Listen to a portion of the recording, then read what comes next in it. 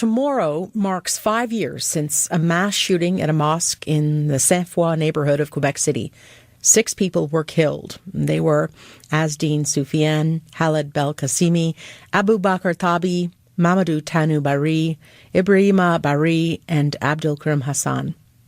This January 29th, as in tomorrow, is the first formally recognized as a national day of remembrance of the Quebec City mosque attack and the first day of action against Islamophobia. My next 2 guests have long called for this recognition.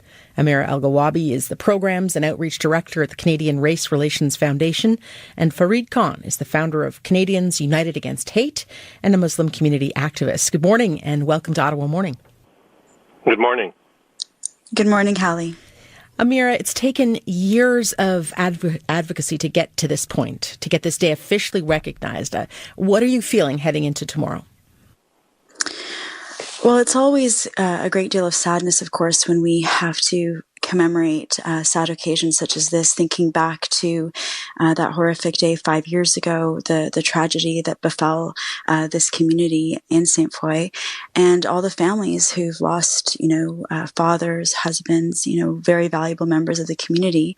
And it was a tragedy for all Canadians when this occurred. And so, it's while it's important to be recognizing this day and really hopeful that Canadians across the country will be marking it in different ways, whether through education, whether through vigils or online virtual events. It's also very sad that Islamophobia kills, and even since that massacre, unfortunately, we've still had other tragedies as well. Fareed, who will you be thinking about tomorrow on the Day of Remembrance? Well, I'll definitely be thinking about the 6 gentlemen whose lives were lost. I'll be thinking about their families, the 17 children who have grown up without fathers, and the 6 women who have grown up without husbands.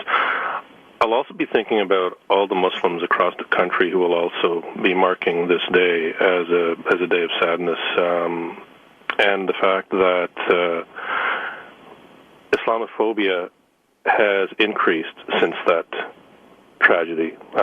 We've had, as Amira mentioned, additional tragedies, additional attacks against Muslims. September of 2020, just outside a mosque in West End, Toronto, and then last year the Afzal family in London, who were run down by a white supremacist driving a pickup truck. It's a sad occasion all around on many levels. Amira, the National Summit on Islamophobia was held earlier this year. Was there one concrete change that came out of that you can hold up as an example of progress? I think that the recognition of how serious Islamophobia is in terms of forms of hatred and discrimination in Canada was recognized. We've also seen the appointment or the eventual appointment of a special envoy on Islamophobia. The government has promised someone and who will have an office in which to monitor the progress that different levels of government are making in Canada to address this phenomenon. So along with other commitments that this issue is going to be a priority, because hatred against any one community is really an attack on all of us, on all of our democratic rights and freedoms. We want to live in an inclusive country, and I think we've heard from the federal government a commitment towards addressing Islamophobia, and I think Canadian Muslims are hopeful that this will result in concrete actions. Yeah, it's interesting because at the provincial level, Fareed, your organization has pushed back against Bill 21, that's Quebec's secularism law. Quebec Premier François Legault recently said again that the bill is, quote, not about racism and that it's not against Muslims. Do you believe that? Absolutely not. There was a poll done just before the bill became law in June 2019, and there was a story published about it in the Montreal Gazette saying that the underpinnings of the law were based on anti-Muslim prejudice. And it was the culmination of more than a decade of efforts by various Quebec governments of different political stripes trying to, in some ways, suppress the ability of Muslims to practice their faith. And finally, when the CAQ came to power in Quebec under François Legault, they decided, well, you know what, we'll just use a shotgun approach against all religious or racialized religious minorities, and we'll get the job done because Muslims will be included in that. So I believe that it is a law targeting Muslims specifically, but unfortunately it also ends up affecting the Jewish community, the Sikh community, and any other faith community that displays their faith openly, which is a very sad and frankly unacceptable thing in Canada, where such rights are supposed to be protected by the Charter of Rights and Freedoms. Amira, you wrote in your op-ed in the Star that Islamophobia isn't disappearing and that, quote, we must take every opportunity to better understand what's at stake if we do nothing. For people who didn't catch your op-ed, what did you mean by that? What are you concerned? Well, in that op-ed, I was talking about Islamophobia as well as about anti-Semitism, as yesterday was the International Day to mark the Holocaust. Mm-hmm. And what I was trying to express there is that we have a responsibility to understand the consequences of hate.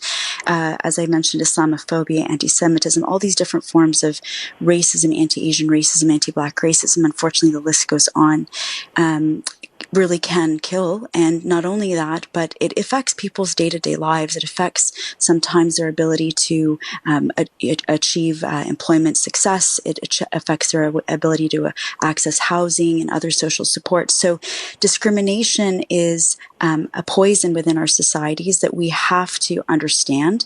First and foremost, educate ourselves, take opportunities today, for instance, whether or not you have colleagues who are Muslim, to take a moment at work to think about this, to take a moment to remember this was a Canadian tragedy that happened on January 29th in 2017, and it is one that we all share in having to remember and recommitting to standing up against discrimination wherever we find it and ensuring that there are policies in place in our schools, in our workplaces, in our universities, in the broader society, again, to provide support to those who are being targeted and to do everything we can to ensure that people have the right to participate fully. And all anyone really wants to do is contribute positively and just do the very best they can for themselves and their families.